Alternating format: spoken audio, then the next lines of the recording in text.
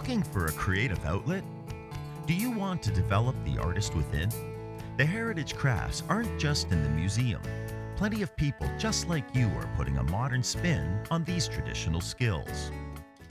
You may associate knitting with your grandmother, but did you know that the art of hand knitting has been practiced for thousands of years? How this art was developed by ancient humans is still a mystery, and so is the country and time of its origin.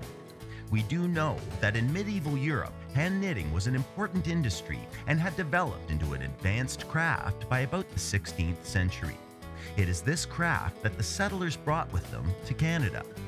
Today we are seeing a resurgence in knitting, as it is once again sporting a modern face in the fashion industry. Knitting is used for self-expression, a way to relax, or even as a secondary income. But not long ago, it was an important life skill for the pioneering families who settled in this region. Knitting actually came to North America from the Europeans. That's how we get a lot of our patterns, our fishermen knit patterns from Ireland, a lot of the Scandinavian patterns, mitts, a lot of mitts. Stockings were very important. In fact, for the Maritimers, the yarn, if they don't wash it, but they knit the sweaters up with one unwashed, become waterproof. When it came further inland and they brought their sheep, knitting became sort of the pastime of the older woman in the house who couldn't do the labor anymore, but could sit. You can see in museums there are rocking chairs with a cradle on the side. So Grandma would rock the baby in the cradle and be knitting for the family at the same time. So we've always had it with us.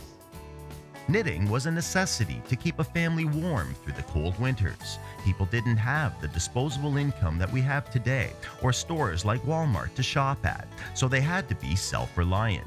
But just like today, people wanted nicer things in their lives. Knitting was an opportunity to make hats, sweaters, and mitts with some creative flair. First of all, there were probably more like vests, knitting vests for themselves, and shawls.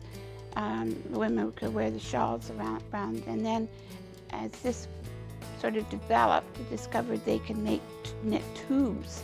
So using multiple needles, similar as to what I have in my hand here, that's making a tube. They've discovered that, and that they could make a mitt and a sock.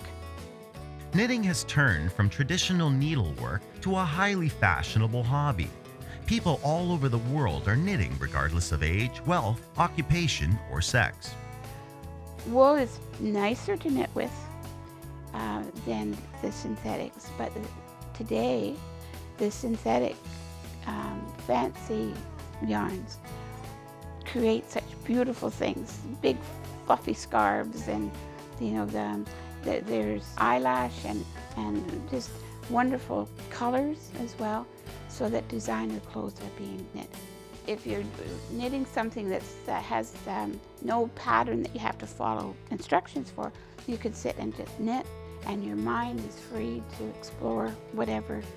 It's almost, for some, a form of meditation. For others, it's renewing your thought processes. Your hands are busy, but your mind is free. There are now, where there used to be internet cafes, there are now knitting cafes where you can go and get your favorite coffee or tea and bring your knitting and meet with groups of people, share ideas or chat or whatever. So knitting has really, in the past few years, is enjoying a resurgence of popularity. Not only can the fabulously colored world of knitting become a creative hobby, it can also be a potential part-time, perhaps even full-time business opportunity. You can pay $100 for a pair of socks, if they're, depending on what the yarn is and the pattern, and hundreds of dollars for sweaters. I think a really good hand-knit woolen sweater would be a reasonable price at $400 or $500. People, I think, maybe are beginning to understand the value of having a hand-knit article. Fit better, they hold up their shape better.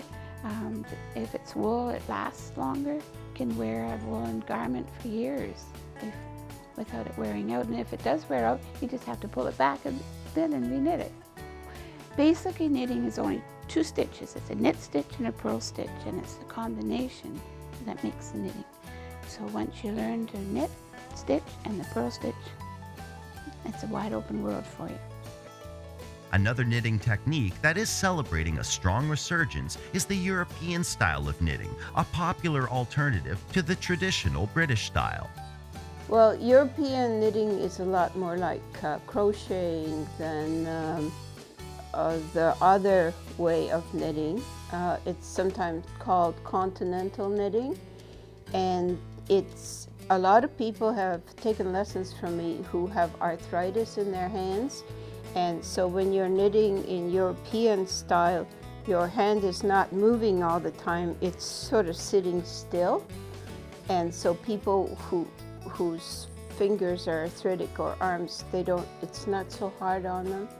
And it's also easy to teach people how to do European style knitting because the tension comes out.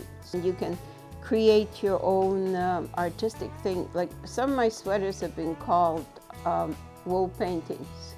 So you can make a tree out of wool in a sweater, or you can make bumps and you can put beads in it, and you can embroider it, and any other techniques you know can be incorporated in a sweater. And the more interesting it is, the more fun it is for you to make. European-style knitting is generally associated with Germany and fell out of favor in English-speaking countries during the Second World War. But today, plenty of knitters are returning to this technique. It is often easier for an individual to learn and use the techniques of European knitting if that person has a background in crocheting. That's the other terrific thing about knitting is all you need is knitting needles and a ball of yarn, and you're off. You don't need anything else. Now, of course, if you want to count your stitches, you can get a little counter that you stick on the end, and then you can have things like this if you're doing colors. So that the yarn doesn't get tangled up, you can use these little bobbins. You wind it around. If you don't want to have any seams and you want to do a hat, you can use a circular needle, which is lots of people prefer to use this. Like here's a really fun thing. This is a fat crochet hook, which you can use with your knitting to do edges.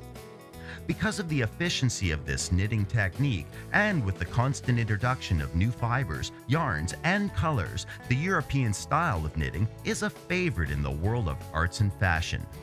If you do creative sweaters, I was told that I should take my sweaters to Haute Renfrew and have them market them for me.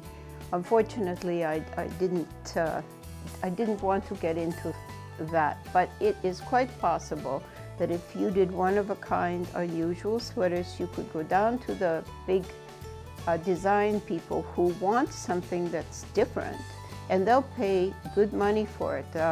I used to have my stuff in a store where the sweaters sold for $1,000 a sweater.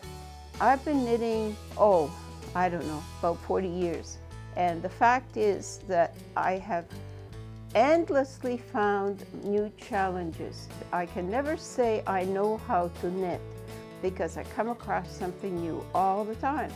And somebody else has introduced a new kind of pattern or something else that you want to try. It's a never-ending challenge, and I think that's why I keep staying with it. For information on knitting, or maybe you would like to take a course in one of the textile crafts, check out the Simcoe County Arts and Crafts Association website at www.skaca.ca.